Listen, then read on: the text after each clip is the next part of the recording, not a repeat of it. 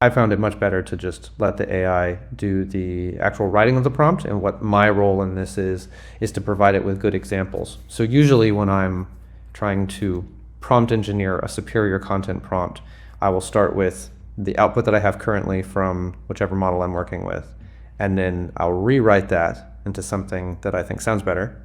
And without putting too much more thought around that, I'll just write it the way that I think that it sounds better. I will then compare those two articles in a prompt with ChatGPT 5 thinking. And the thinking model will then chew on it pretty substantially. I've chewed it for a while, and then return some recommendations as to how we could rephrase, rewire the prompt to produce better outputs that are more like the comparison article.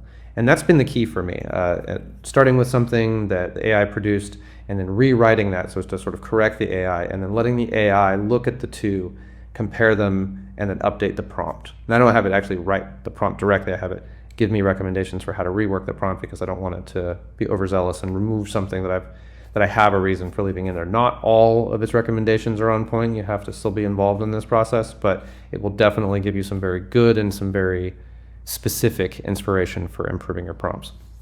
So there is an article that I have done this process with. I have the original here, which is all about Facebook marketing for restaurants. This is what ChatGPT 5 produced on its own, and it's not bad. It was passable, but I would like to improve it. So to improve that, what I'm going to do is then rewrite it, which I've done here. Just rewrote this by hand, manually went through and edited everything to where it sounds better in my opinion.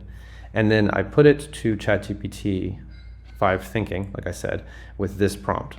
The role is a prompt engineer. The goal is to compare two versions of an article and the prompt to use to create the first one, and to recommend updates to that prompt that would improve the output. The first article is the version created by the prompt provided below. The second article is the manually edited version. The provided prompt has all of the instructions used to produce the first article. So make recommendations in a simple table on how to improve the prompt so that it produces articles more like the second article below. And for constraints, only suggest removing existing instructions in the prompt if they do already or will create conflicting instructions that might confuse the AI while responding. So I've done this before, and I get a lot of tangential recommendations, things that it thinks will improve the article, but I've done a lot of prompt engineering to come up with those things, and so I don't necessarily want them to be messed with or removed. There's a reason that they exist, and the AI doesn't necessarily understand all of that. But if I ask it for net new recommendations and only to make edits to the existing ones if there's going to be some kind of a conflict, then I'm going to get results more in line with what I'm looking for. And then I just put in the first article and the second article, and then I paste in my entire prompt, which is massive, and it includes a lot of things which are not necessarily interesting to this particular experiment, like the data and some outlines and some things that are very specific to that specific article rather than to the process in general, but that's okay. I have suggested that it ignore those things and just give me edits, recommendations on the instructions themselves. And then here's that prompt below. So now that I've put that in, I'm gonna hit go and we'll watch and see what happens. Okay, it thought for almost 2 minutes, and then it started giving us these recommendations. There was some really good stuff in here. So now what we have to do is figure out how to work these into the prompt. So what I will do is I will call out the ones that I want to keep and have it then work them into that prompt. I'm going to just copy everything that I wanted to implement.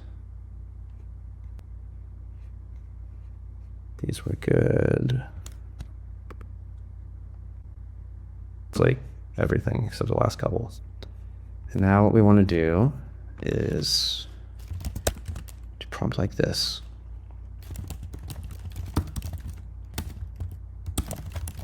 I'll paste that in now as the example. We'll see what it does. Okay, here's what we got back.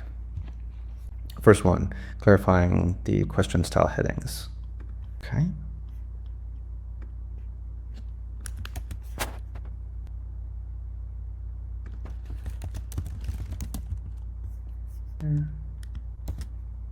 Yeah, okay.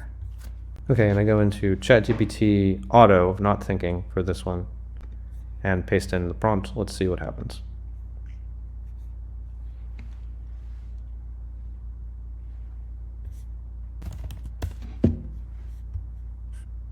I have it output 2 to 3 sections at a time and then require me to prompt it again so that I get the most detail and the best quality content in the window that it has to output. And this is much smaller than that window, but I ask for it a few sections at a time just so that it's easy to prompt it. And then you just hit continue, and then it gives you a new one. And then continue, and it gives you a new one until the article is complete, and then I assemble it outside of ChatGPT.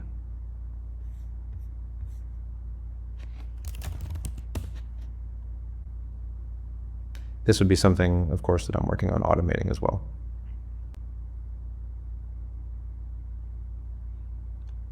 Here's the original one. Most people still check Facebook when deciding where to eat. That single action often shapes their first impression of your place. A page can act like your front door, your digital front door, open 24/7, showing your menu, hours, photos, and even today's specials. That's the opening from the original article.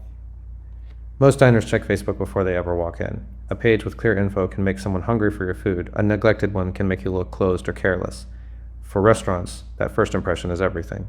That's a way stronger opening hook, for sure. Let's keep reading on down here. For restaurants, a Facebook page often works like free advertising. Diners in your area may find you just by scrolling through local posts. A clean, accurate page also tends to show up in search results, which can bring more traffic to your website or online ordering link. Pages offer 3 early wins. They cost nothing, they're easy to launch, and they can reach thousands of people nearby without much effort. When paired with strong photos or boosted posts, that reach can turn into real visitors. Okay, and the new version. A Facebook page can bring in local customers who are nearby and hungry. It's one of the easiest free tools for restaurants to get discovered. You only need a phone and a few minutes to create it, and the payoff often comes fast. Think of it like putting out a sign on the busiest street in town. The more people see your menu, hours, and photos, the more likely they are to stop by. Pages also let you post updates about specials, events, and behind-the-scenes stories that help regulars feel closer to your restaurant. That's way stronger. That's just so much better. Okay, I'm not going to read the whole article to you, but you get the idea. Like, that's a pretty significant improvement. And we did that by having GPT-5 do the heavy lifting, right?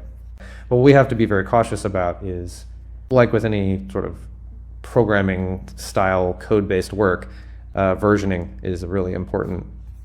And you don't want to have GPT just override everything because I thought it was having a great idea and then it didn't actually work out to be all that great. So I've actually attached my prompting system to Git. And now that I like this one, and I'm already on a branch, I'm going to go ahead and commit these changes and push them because I think they're highly superior. And then I have the previous commits that I can roll back to if I need to go back and look up something or it starts working a little bit differently than it did before. And I think that's really important because these prompts are massive at this point. There's so much detail in them, you can change one word and change the whole thing. So I was losing track and going in circles, and this has helped me. I haven't even rolled back to a previous version yet, but just the process of committing my changes and thinking about it in stages has already helped tremendously. So I highly recommend that as well as an aside.